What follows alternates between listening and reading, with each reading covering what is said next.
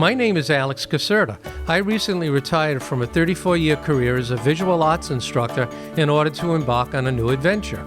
As a photographer, my goal is to reveal historical information while shedding new light on the people and places that sustain our rich cultural heritage. This is an opportunity for us to discover the farms, food, and flavors of our beautiful state. This is a time for us to explore the diverse wonders in our own backyard. This is Harvesting Rhode Island. So I'm with Cody Carpenter today down at Carpenter's Farm. As you can see, we're surrounded by a bunch of our friendly cows here at Carpenter Farm.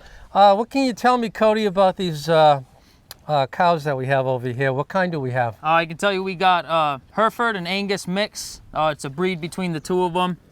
They're bred right here on the farm, born and raised. Take about 3 years to get up to size. And we either keep them for breeding or we'll send them out to be processed and sold, sell the meat at our farm stand. So your farm stand is located right across the highway here? Yep, right across Route 1 in Matunic, Rhode Island. Matunic, Rhode Island. It's a small village of South Kingstown, right on Matunic Beach Road, down near the iconic beaches. Now, what do your cows eat? They eat corn, they eat pasture, hay, and some grain here and there. So they have a little mix of everything. Yep, keep them healthy and a little bit of everything they need in their diet. Okay, how many acres do you have here of land? This right here is 10 acres. And then over there we have 80 more acres where they have some more pasture and they have some cover from, you know, winds and rains and stuff like that. All right, and they stay out year round? They stay out year round, yep. And yeah, their body, people think, you know, they get cold and it snows on them, but they're such big animals that their body mass keeps them warm. What do you think their average weight is when they get to full size? I'd say close to a ton. A ton? Yeah, 2,000 pounds. Yeah. Uh-huh. Yep, some of the bigger ones. I mean, as they get older, the moms, you know, 10, 15 years old, they start to, you know, dwindle down. They've put a lot of their energy into their calves and...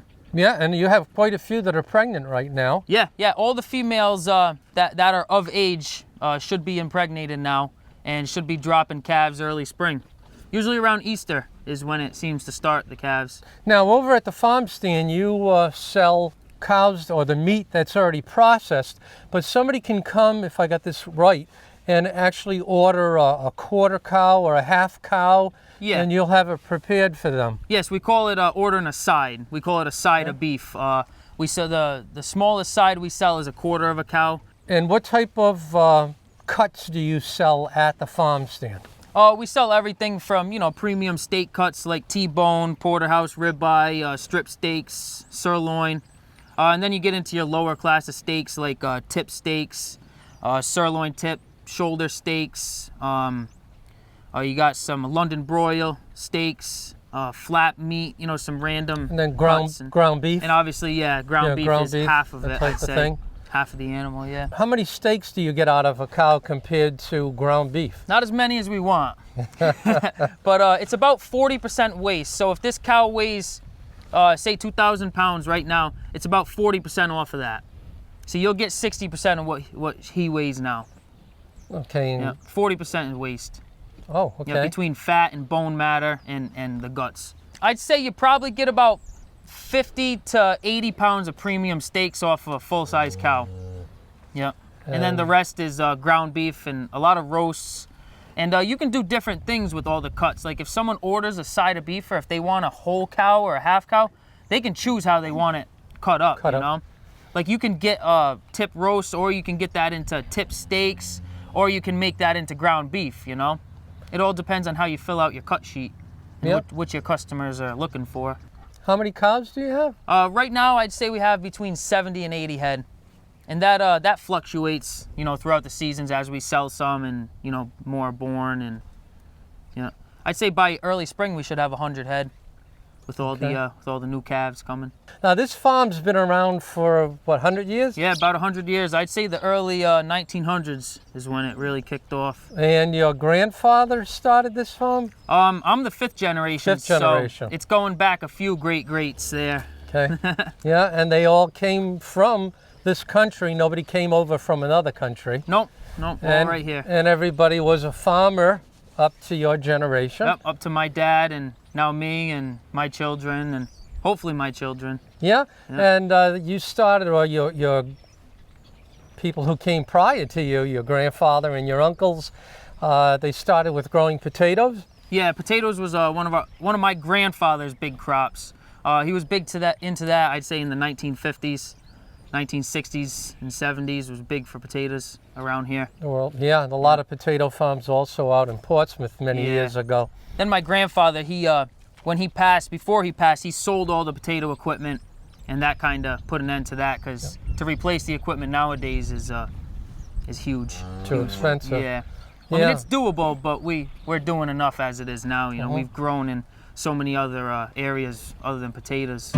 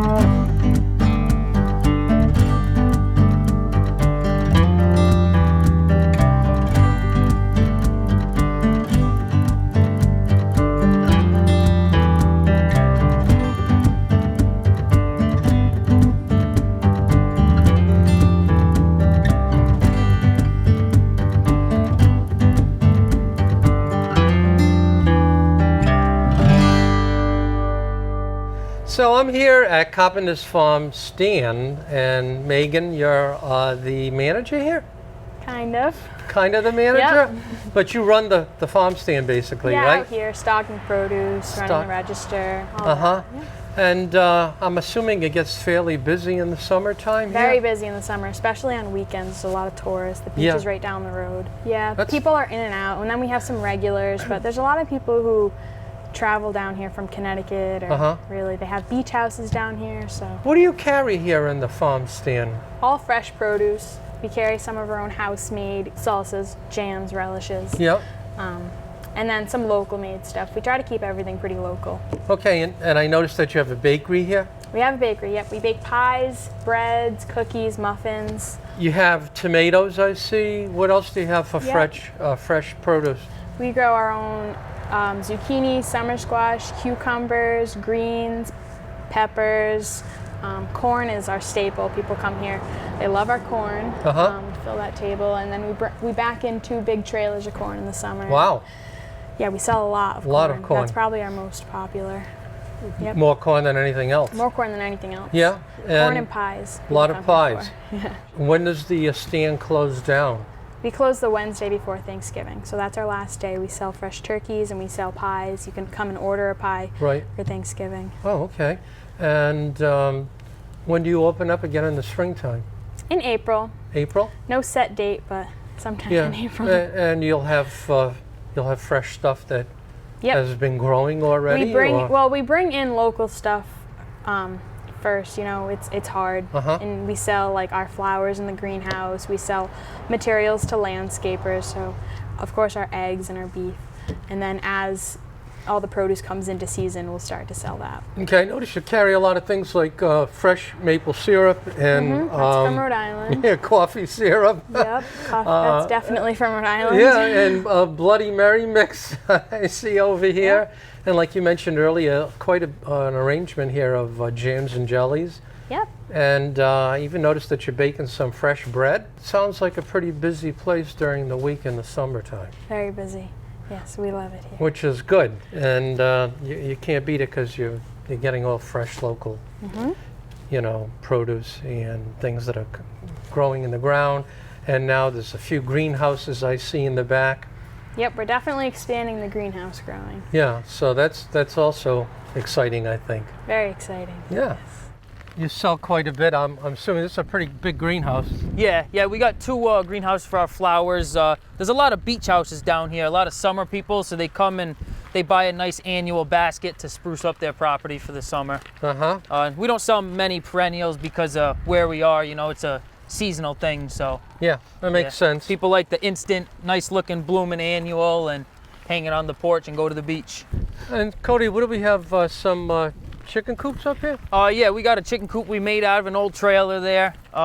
We pick up the eggs every day, and we got some goats mixed out there with them.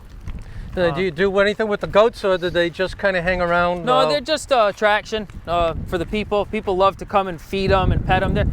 They have the kind of personality as a dog. Yeah. You know, they're real friendly. They'll come up to you and play with you. And all of this back here you have for growing corn? Growing corn, vegetables, really whatever we decide to put out there crop-wise. You know, we like to rotate some crops. Right now, the green you see is all ryegrass, which we'll cut off in the spring and make straw bales out of. All right, what are we talking about in terms of acres back there? This whole lot, farm stand and everything, this whole rectangle is 38 acres. 38? Yep. That's quite a bit. And it's all preserved as well, so nothing will ever, the development rights have been sold. Sold, okay. Yeah, so it's all, it'll always be a farm. And you told me for the future that you're thinking about bringing some greenhouses in? Yeah, we already, we got a jump start on that in the past couple of years. We got 3 greenhouses up now. 2 of them were given to us through a government grant, and we got 4 more going up alongside them here, so we'll have 7 altogether to grow some of our specialty crops in that we really like to keep a close eye on. So that's quite a few greenhouses for crops. Oh yeah, that's some serious square footage there. We're gonna have heaters in a few of them, and we're gonna try to extend our growing season. Is the main goal here is to extend the season. Yeah, and what do you think you'll be growing inside the greenhouses? Tomatoes is the big thing. Heirloom tomatoes, because they're real picky and fussy about their environment, so we can control the environment in there for them and get the best crop we can. And some cucumbers and some colored peppers I'm gonna try. Okay. Some new things, you know, and possibly some hydroponics in one of them. Wow, it's sounding like you're gonna have a bright future ahead of you. Yeah, busy. And very busy, Yeah. and definitely you have the customers because of where you're located. Yeah. And all that we offer to them, and you know, offer the way we treat them, and like family, you know. You offer a big variety of products. Yeah. Which is and nice to services see. as well. We offer services as well. You know, we'll consult someone what they should do with their yard and things like that. You know, because we sell materials for that as well. Oh, okay. What kind of materials? Oh, landscape materials. Oh, all right. Yep. So like Mulches, mulch and stone. stuff like that. Stone. Yeah. And my dad does some excavation in the winter. You know, to support the farm, get it started in the spring. Okay. So. Sounds terrific. Yeah. I want to thank you for having us down here today and thanks for coming. Showing us all the things that you're doing. Yeah. Okay. Thank you.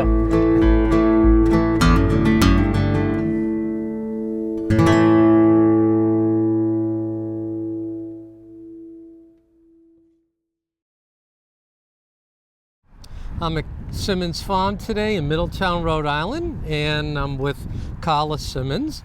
And you and your husband, I think, the 5th generation in terms of the Simmons families, but this farm goes all the way back to the early 1600s. Exactly. When people first moved down our way and started to settle here, David Cogshell came along the way with Ann Hutchinson and Roger Williams, and he settled this farm, which was originally 400 acres. And has not been sold or changed families, but over the years, I'm sure pieces have been, you know, probably divvied out to as wedding gifts or things like that. But still today, it remains 120 acres of the original farm still remains as the Simmons Farm. But it was in 1880 that John L. Simmons from Newport married Elizabeth Cogshell, who Elizabeth Cogshell was who lived here with her family. And then they married, and for a while it was a Simmons Cogshell farm, and I'm not sure exactly when they dropped off the Cogshell, but in 1880 it was Simmons Cogshell Farm. Well, one of the important things that I love about this farm is the fact that not only is it historic, over 300 years old, but you have an agreement with the state, the Department of Environmental Management, so this beautiful land will never be allowed to be developed. That's right. Before the Aquidneck Island Land Trust was established, Brian's grandparents sold the development rights to the state of Rhode Island in DEM to be preserved as farmland forever. So yeah, it's going to be, we've got 120 open acres on a pretty densely populated island, so I think it's a pretty cool thing to have. It certainly is. It's beautiful out here. Thank you. Now, you raise cattle. We do. We raise belted Galloway for beef. We pasture raise pigs for pork that we sell. We do lamb, and we also raise dairy goats, and we have 4 dairy cows. We have 4 Jersey cows.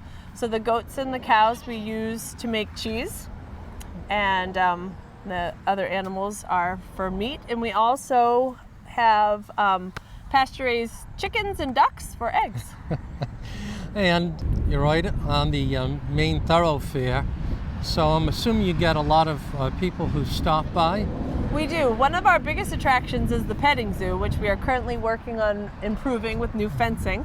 But we get a lot of people for the petting zoo, so you can come here, and it's free to come, and we offer cones, ice cream cones filled with grain for $1 each, and people can come and pet and feed the animals, and that draws in a lot of people.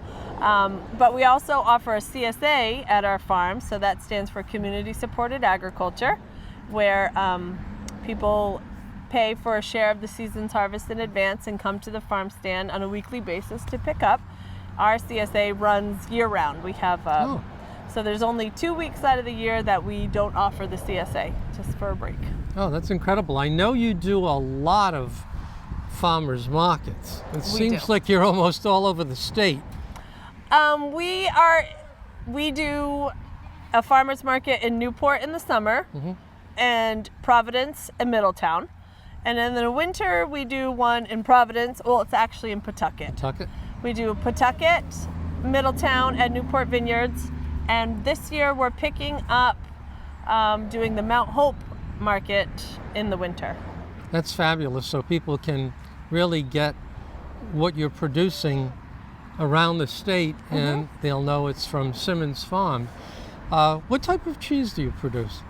I make a fresh chev with the goat's milk, and I do it in a number of different flavors. We always have garlic and herb de Provence, cranberry walnut, ginger, and then we'll rotate in seasonal flavors. We do a pumpkin, a maple walnut, sun-dried tomato, dill. So there's a standard flavors that we have all year round, and then others that we add in. So I do chev, and then we also do a fresh cheddar with the cow's milk, and sometimes we'll do mozzarella and feta cheese as well. Where did you learn how to make cheese? Brian and I took a couple of classes in Vermont with Peter Dixon, and then just trial and error. We've been making cheese for quite a while. I practiced for a long time in our kitchen before we built our dairy in 2011. So we've been able to produce it for retail sale since 2011, but we've been making it for a while. That's fabulous, because we don't have a lot of places that do homemade cheese in the state of Rhode Island.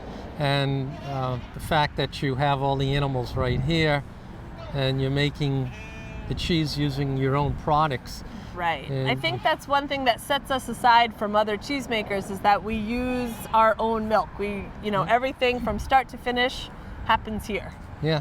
So we milk the animals ourselves. We make the cheese and grow the hay for the animals. So yeah. And how many heads of cattle do you have usually? Oh, currently I think there's somewhere between 40 and 50. And that's about how many we keep. I mean, it fluctuates a little bit based on, how many are sent out for processing and, births and whatnot. Yeah. But we try to keep around 40, 50. Carla, what time of the year do you open up your farm stand? Our farm stand is open year-round. Oh. The hours change seasonally. So in the summertime, which we generally do June 1st to Halloween, it's open every day, 3 to 6, closed Wednesdays because we're at a farmer's market in Newport, and then we're open Sundays or Saturdays and Sundays from noon to 6. In the wintertime, so from November 1st to the end of May, we open Mondays and Fridays 3 to 6, and Saturdays and Sundays noon to 5. And people can come here. I notice you have a big freezer, and they can purchase your products fresh, the meat products. Yep. So And besides the beef, do you have chicken also that you sell? we only do chicken seasonally in the Okay. summer. So when people come to the farm stand all year round, they can always find our cheeses. They can find meats, eggs, cheese, the caramels and candies that we make, and other local products that we might sell in the farm stand, and then the petting zoo. Petting zoo is open whenever the farm stand is open. Okay, that sounds great for the kids to come. Kids, young and old kids love to Young come. and old. Sometimes adults just come Yeah. for themselves, and they always seem awkward about it. They're like, "Oh, I'm just here with myself." I'm like, "That's okay. Yeah, really. You're allowed to just enjoy the animals The animals too." are cool. Yeah, they're cool for everybody. Now, do you have fields where you grow hay? We do. We grow about 70 acres of hay, and then across the street at Prescott Farm, we use their land and grow hay over there too. Okay, and do you use most of that hay to feed the animals here? We use all of it to All feed of the it. animals here. Okay. Yeah. I'm curious, how do you feel about young people getting involved today with farming? Well, I think that it is a noble profession, and I would encourage anybody who was interested to try it out for a little while and see if they really liked it, because it's a 24/7 job, especially if you add animals. If you are just a vegetable farmer, then I think there's more seasonability to it, and you could take some time in the wintertime and regroup. But when you have animals, it's 24/7. So if you want to take a vacation for 2 days, you have to do about 5 days worth of work before you leave, Oh, because you have to make sure everything's all set. So there's a lot to go into it, and the monetary return isn't always huge. But if you have a love for animals and a love for the land and a passion for creating healthy food, then you can't get a better job. But you just have it. It really depends on the person. But I would definitely advise any young person who has an interest to try it out, to work on a farm or to intern on a farm and see if you really love it, because you have to really love it. I think the internships are probably very important Yeah. to get a real feel for what it's like. Yeah, for sure. And then make a decision. Because the days are long. I mean, it's not a 9-to-5 job, Right. you know? Yeah. You work all day. Sometimes you work late till the night because you have to. A lot of jobs at farms, you have to finish. You can't wait till tomorrow. You can't, say, "Oh, I'll just do it in the morning." You have to milk the animals. Right. And you have to finish it. And you have to take care of the animals and give them food and water. So, yeah, it's 24/7. Yeah. All year round. Now, what do you have for future plans for Simmons Farm? I think for the most part, as far as the vegetables and food production goes, I think we're at a good spot, and we would probably like to stay where we are unless one of our children come back and want to help work at the farm. And if they had ideas that they would like to try, of course we'd be willing to expand in that direction. But if it's just for Brian and I think where we're at is a good place. We would like to expand the cheese. We would like to get into making hard cheeses if possible. And we'd like to improve the petting zoo and make it, I mean, it's a wonderful place and it's welcoming for people to come to, but we would like to improve the fencing. And last year we started to do a weekend event called the Pet Play and Cuddle, where people can actually go inside the fence with the animals. So we'll keep growing in that direction and keep that coming, because you know, it's not everywhere that people can get in contact with farm animals. For me personally, I am interested in exploring some animal therapy routes and see if I can help kids and adults alike, you know, through animal therapy. So that's something that I'm working on personally. Yeah, that's very interesting. Yeah. This is some of the most pristine land I've ever been on. Thank you. It's just incredible. And, you know, I want to thank you very much for having us here today. Well, thank you for coming. I appreciate it. Thanks.